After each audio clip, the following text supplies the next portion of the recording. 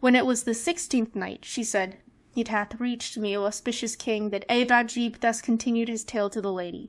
When I was certified that I had slain him, I arose and ascending the stairs replaced the trapdoor and covered it with earth as before. Then I looked out seawards and saw the ship cleaving the waters and making for the island, wherefore I was afeard and said, The moment they come and see the youth done to death, they will know 'twas I who slew him and will slay me without respite.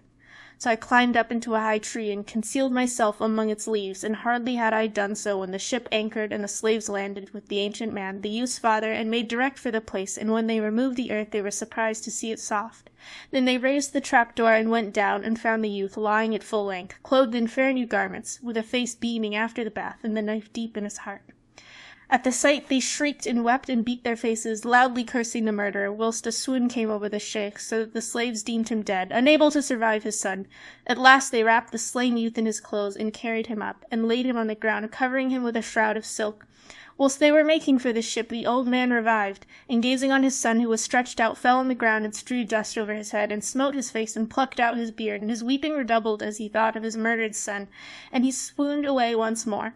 After a while a slave went and fetched a strip of silk, whereupon they laid the old man and sat down at his head. All this took place, and I was on the tree above them, watching everything that came to pass, and my heart became hoary before my head waxed grey, for the hard lot which was mine, and for the distress and anguish I had undergone, and I fell to reciting, How many a joy by Allah's will hath fled, with flight escaping sight of wise's head. How many a sadness shall begin the day, yet grow right gladsome ere the day is sped. How many a wheel trips on the heels of ill, causing the mourner's heart with joy to thrill. But the old man, O my lady, ceased not from his swoon till near sunset, when he came to himself, and looking upon his dead son, he recalled what had happened, and how what he had dreaded had come to pass, and he beat his face and head, and recited these couplets. Racked is my heart by parting from my friends, and 2 rills ever fro my eyelids flow, with them went forth my hopes. Ah, well away! What shift remaineth me to say or do? Would I had never looked upon their sight. What shift, fair sirs, when paths ere strainer grow? What charm shall calm my pangs when this wise burn? Longings of love which in my vitals glow. Would I had trod with them the road of death. Ne'er had befell us twain this parting blow. Allah, I pray, the ruthful show me ruth, and mix our lives nor part them evermoe. How blessed were we as neath one roof we dwelt, conjoined in joys nor recking aught of woe, till fortune shot us with the severance shaft. Ah, who shall patient bear such parting throe? And dart of death struck down amid the tribe. The age's pearl that morn saw brightest show, I cried the while his case took speech, and said, Would heaven, my son, death mote his doom foreslow, which be the readiest road with thee to meet, my son, for whom I would my soul bestow. If sun I call him, no, the sun doth set. If moon I call him, wane the moon's eye, no.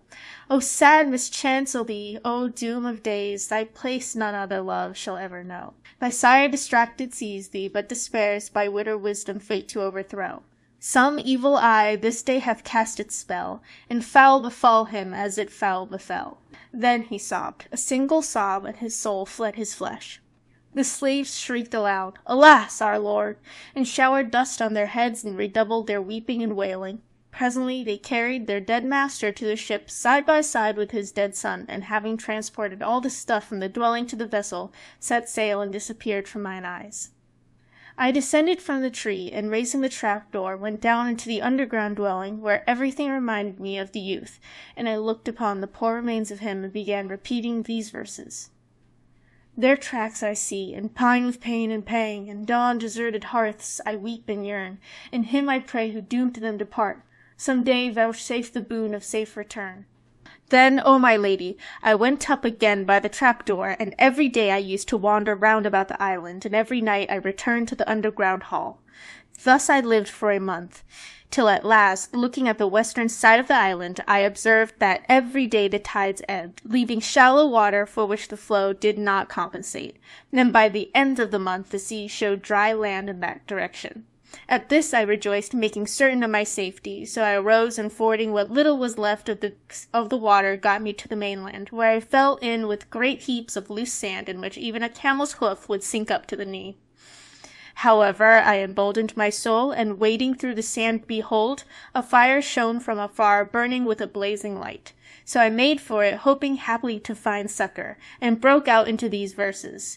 Belike my fortune may her bridle turn, and time bring weal, although he's jealous height forward my hopes, and further all my needs, and past tales with present use requite. When I drew near the fire, aforesaid, lo! It was a palace with gates of copper burnished red, which, when the rising sun shone thereon, gleamed and glistened from afar, showing what had seemed to me a fire. I rejoiced in this sight, and sat down over against the gate. But I was hardly settled in my seat before there met me 10 young men, clothed in sumptuous gear, and all were blind of the left eye, which appeared as plucked out. They were accompanied by a sheikh, an old man, and much I marvelled at their appearance, and their all being blind of the same eye. When they saw me, they saluted me with the salam, and asked me of my case and my history. Whereupon I related to them all what had befallen me, and what full measure of misfortune was mine. Marvelling at my tale, they took me to the mansion, where I saw, ranged round the hall, 10 couches each, with its blue bedding and coverlet of blue stuff, and the middlemost stood a smaller couch, furnished like them with blue, and nothing else.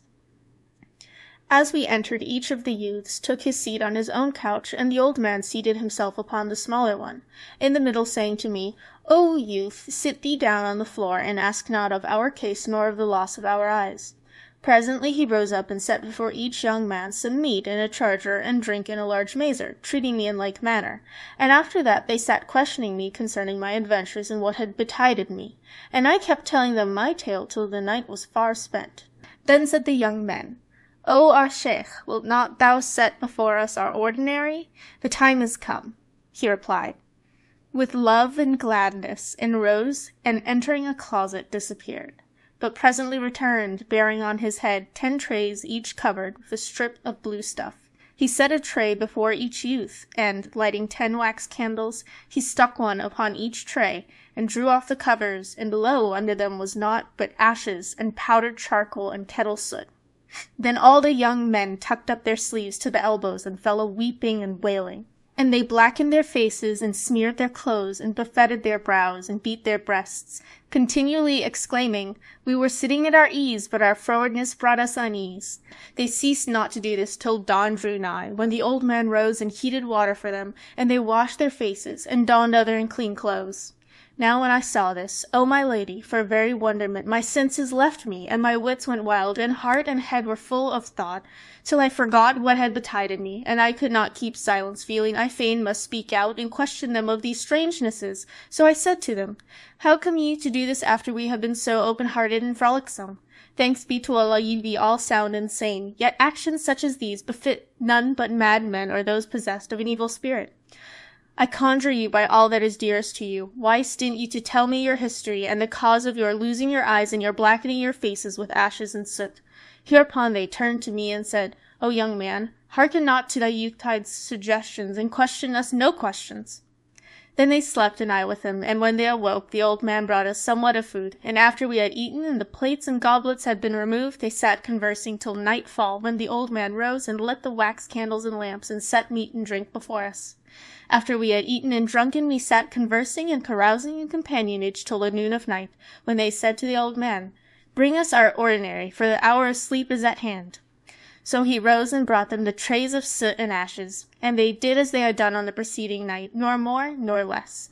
I abode with them after this fashion for the space of a month, during which time they used to blacken their faces with ashes every night, and to wash and change their raiment when the morn was young.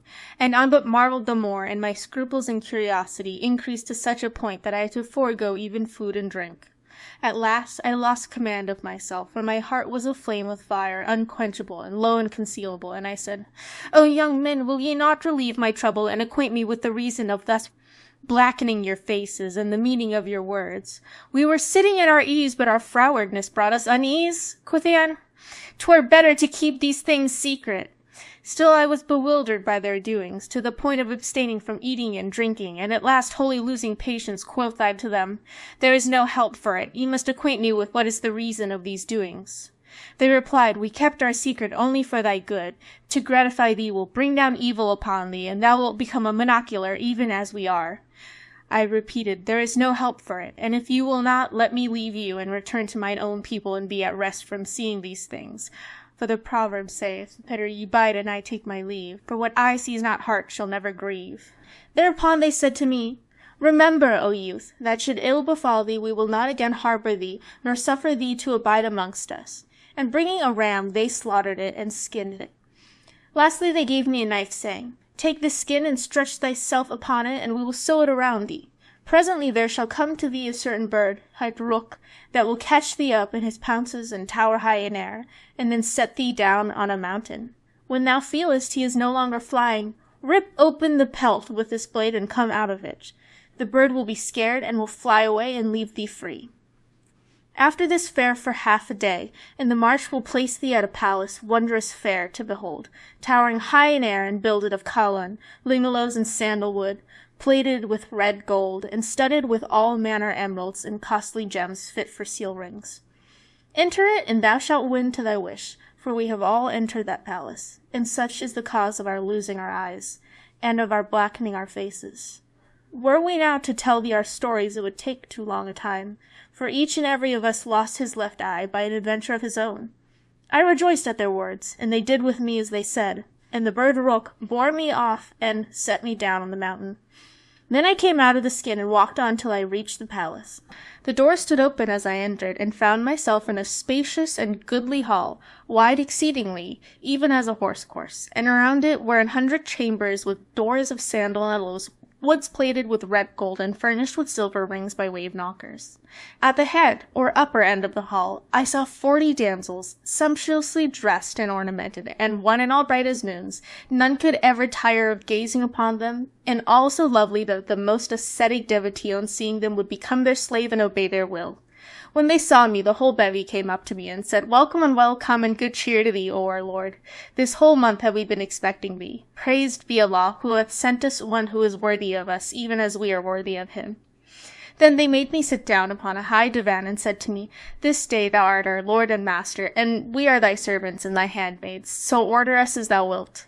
And I marvelled at their case.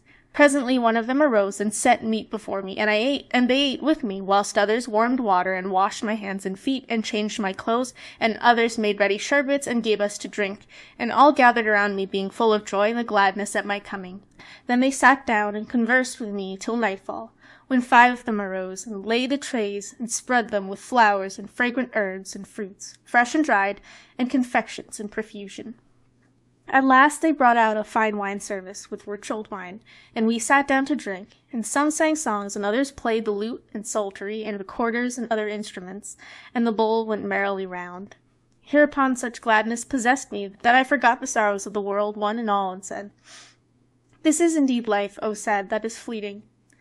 I enjoyed their company till the time came for rest, and our heads were all warm with wine, when they said, O our Lord, choose from amongst us her who shall be thy bedfellow this night, and not lie with thee again till 40 days be past.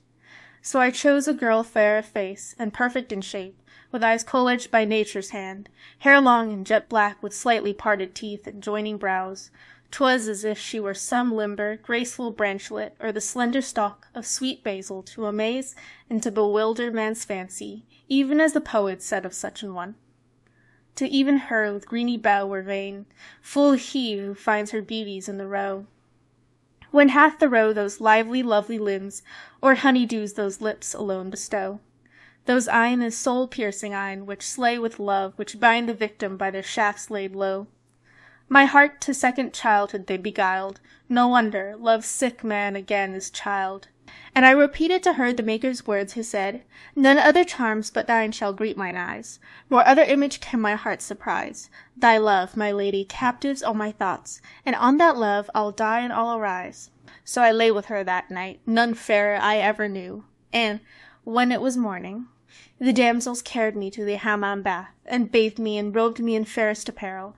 Then they served up food, and we ate and drank, and the cup went round till nightfall, when I chose from among them one fair form and face, soft-sided and a model of grace, such an one as the poet described when he said, On her fair bosom caskets twain I scan, sealed fast with musk seals lovers to withstand, with arrowy glances stand on guard her eyes, whose shafts would shoot, who dares put forth a hand.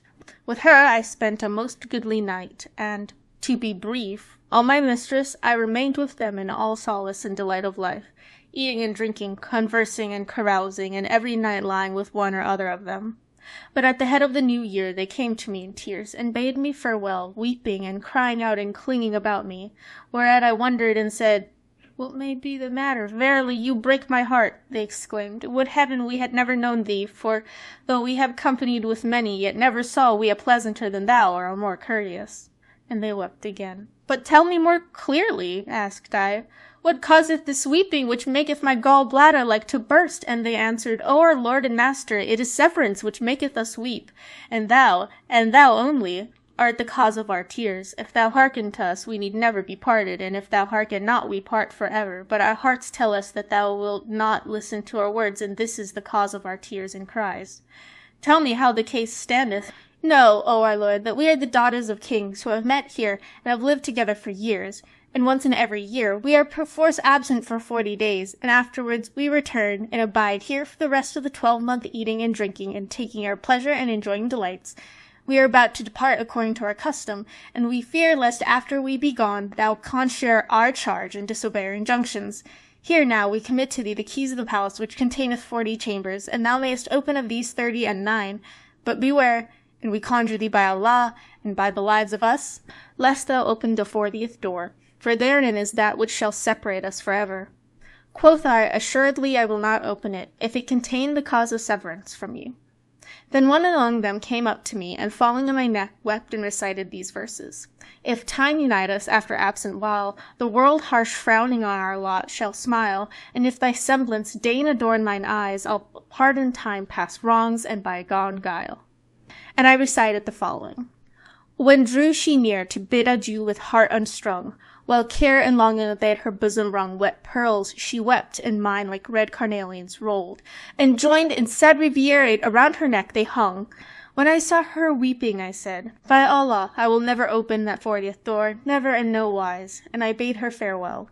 Thereupon all departed flying away like birds, signalling with their hands farewells as they went, and leaving me alone in the palace. When evening drew near, I opened the door of the first chamber, and entering it, found myself in a place like one of the pleasaunces of paradise. It was a garden with trees of freshest green and ripe fruits of yellow sheen, and its birds were singing clear and keen, and rills ran wimpling through the fair terrain. The sight and sounds brought solace to my sprite, and I walked among the trees, and I smelt the breath of the flowers on the breeze, and heard the birdies sing their melodies, hymning the One, the Almighty, in sweetest litanies. And I look upon the apple, whose hue is parcel red and parcel yellow, as said the poet, apple whose hue combines in union mellow, my fair's red cheek, her hapless lover's yellow. Then I looked upon the quince, and inhaled its fragrance, which putteth to shame musk and ambergris. Even as the poet hath said, Quince every taste conjoins, in her are found gifts which for queen of fruits the quince have crowned. Her taste is wine, her scent the waft of musk, pure gold her hue, her shape the moon's fair round. Then I looked upon the pear, whose taste surpassed the sherbet and sugar, and the apricot, whose beauty striketh the eye with admiration, as if she were a polished ruby. Then I went out of the place, and locked the door as it was before. When it was the morrow, I opened the second door, and entering found myself in a spacious plain set, with tall date palms, and watered by a running stream, whose banks were shrubbed with bushes of rose and jasmine, while privet and eglantine, oxeye, violet and lily, narcissus, origane, and the winter gilliflower carpeted the borders, and the breath of the breeze swept over these sweet-smelling growths, diffusing their delicious odors right and left, perfuming the world and filling my soul with delight. After taking my pleasure there a while, I went from it, and having closed the door as it was before, opened the third door, wherein I saw a high open hall pargeted with party-colored marbles and pietra dura of price and other precious stones, and hung with cages of sandalwood and eaglewood, full of birds which made sweet music, such as the thousand-voiced, and the cushat, the merle, the turtle-dove, and the Nubian-ringed dove. My heart was filled with pleasure thereby, my grief was dispelled, and I slept in that aviary till dawn. Then I undocked the door of the fourth chamber, and therein found the grand saloon with 40 smaller chambers giving upon it. All their doors stood open, so I entered and found them full of pearls and jacinths and beryls and emeralds and corals and carbuncles, and all manner of precious gems and jewels, such as tongue of man may not describe. My thought was stunned at the sight, and I said to myself, These be things methinks united which could not be found save in the treasuries of a king of kings, nor could the monarchs of the world have collected the like of these. And my heart dilated, and my sorrow ceased. For, quoth I, now verily am I the monarch of the age, since by Allah's grace this enormous wealth is mine, and I have 40 damsels under my hand, nor is there any to claim them save myself. Then I gave not over, opening place after place, until 39 days were past, and in that time I had entered every chamber except that one whose door the princesses had charged me not to open. But my thoughts, O my mistress, ever ran on that forbidden 40th, and Satan urged me to open it for my own undoing, nor had I patience to forbear, albeit there wanted of the trysting time but a single day. So I stood before the chamber aforesaid, and after a moment's hesitation opened the door, which was plated with red gold, and entered. I was met by a perfume, whose like I had never before smelt, and so sharp and subtle was the odour that it made my senses drunken as with strong wine, and I fell to the ground in a fainting fit, which lasted a full hour. When I came to myself, I strengthened my heart, and entering, found myself in a chamber whose floor was bespread with saffron and blazing with light from branched candelabra of golden lamps, fed with costly oils, which diffused the scent of musk and ambergris. I saw there also 2 great censers, each big as a mazer bowl, flaming with linaloes, nard perfume, amberfew, ambergris, and honied scents, and the place was full of their fragrance. Presently, O my lady, I espied a noble steed, black as the murks of night when murkiest, standing ready, saddled and bridled, and his saddle was of red gold, before 2 mangers, one of clear crystal wherein was husked sesame, and the other also of crystal containing water of the rose scented with musk. When I saw this I marvelled, and said to myself, Doubtless in this animal must be some wondrous mystery, and Satan cozened me. So I led him without the palace and mounted him, but he would not stir from his place. So I hammered his sides with my heels, but he moved not, and then I took the rein whip and struck him withal. When he felt the blow, he neighed a neigh with a sound like deafening thunder, and, opening a pair of wings, flew up with me in the firmament of heaven far beyond the eyesight of man. After a full hour of flight, he descended and alighted on a terrace roof, and shaking me off his back, lashed me on the face with his tail and gouged out my left eye, causing it roll along my cheek. Then he flew away. I went down from the terrace, and found myself again amongst the 10 one-eyed youths sitting upon their 10 couches with blue covers, and they cried out when they saw me, No welcome to thee, nor aught of good cheer. We all lived of lives the happiest, and we ate and drank of the best. Upon brocades and cloths of gold we took our rest, and we slept with our heads on beauty's breast. But we could not await one day to gain the delights of a year. Quoth I, Behold, I have become one like unto you, and now I would have you bring me a trayful of blackness wherewith to blacken my face, and receive me into your society. No, by Allah, quoth they, thou shalt not sojourn with us, and now get thee hence.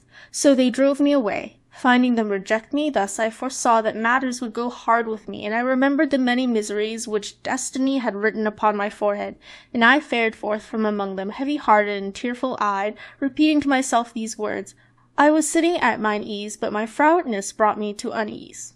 Then I shaved beard and mustachios and eyebrows, renouncing the world, and wandered in Kalandar garb about Allah's earth, and the Almighty decreed safety for me till I arrived at Baghdad, which was on the evening of this very night. Here I met these 2 other Kalandars, standing bewildered, so I saluted them, saying, I am a stranger, and they answered, And we likewise be strangers. By the freak of fortune we were like to like, 3 Kalandars and 3 monoculars, all blind of the left eye. Such, O my lady, is the cause of the shiri, my beard, and the manner of my losing an eye. Said the lady to him, Rub thy head and wend thy ways.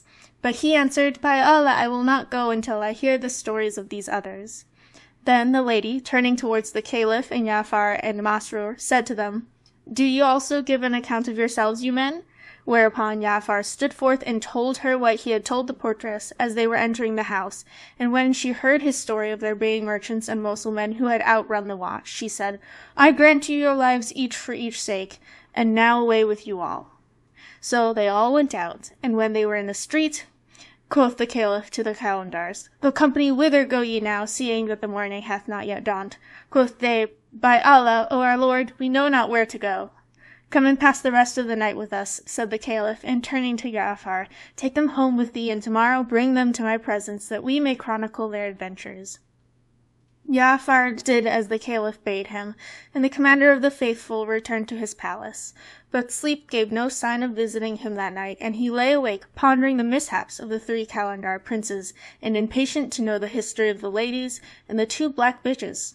No sooner had morning dawned than he went forth, and sat upon the throne of his sovereignty, and turning to Ja'afar, after all his grandees and officers of state were gathered together, he said, Bring me the 3 ladies, and the 2 bitches, and the 3 Calendars. So Ja'afar fared forth, and brought them all before him, and the ladies were veiled.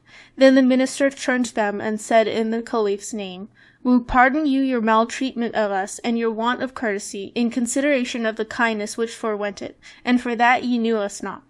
Now, however, I would have you to know that ye stand in presence of the 5th of the sons of Abbas, Harun al-Rashid, brother of Caliph Musa al-Hadi, son of al-Mansur, son of Muhammad, the brother of al-Safa bin Muhammad, who was first of the royal house. Speak ye therefore before him the truth and the whole truth. When the ladies heard Ja'afar's words touching the commander of the faithful, the eldest came forward and said, O Prince of True Believers, my story is one which, were it graven with needle-gravers, upon the eye corners were a warner, for whoso would be warned, and an example for whoso can take profit from example. And Shahrazad perceived the dawn of day, and ceased to say her permitted say.